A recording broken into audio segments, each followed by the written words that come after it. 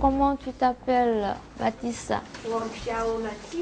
Non, comment tu t'appelles? Initiation chinois pour les 6e de l'institution Saint-Joseph, une option possible depuis cette année.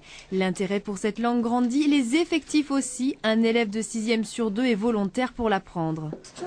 J'ai trouvé que c'était une langue pas comme les autres, donc, et surtout les caractères aussi, à apprendre de dessiner comme ça. Et sinon, je pense que ça pourra toujours servir plus tard.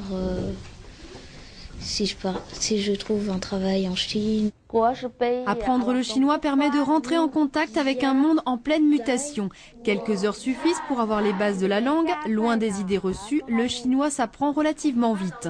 Le chinois est une langue très logique qui n'a pas de conjugaison, tout ça. Donc en fait, la structure est très facile à saisir, assez facile à apprendre à parler. C'est fait après, pour écrire, c'est un peu plus compliqué.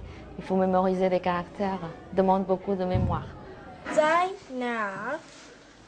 Ces jeunes pourront, s'ils le souhaitent, dès la 4e, choisir le chinois comme seconde langue vivante. Les plus motivés pourront rejoindre la section orientale et ainsi suivre une autre matière en chinois. C'est le cas de Caroline qui justement sort d'un examen blanc. Le titre du devoir en dit long. Ça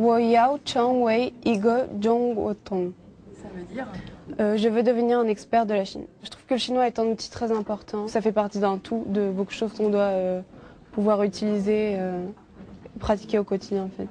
Au sein de l'institution Saint-Joseph, près de 130 élèves de la 6e à la terminale suivent des cours de chinois. En Haute-Normandie, c'est le seul établissement à proposer un baccalauréat avec la section orientale chinois.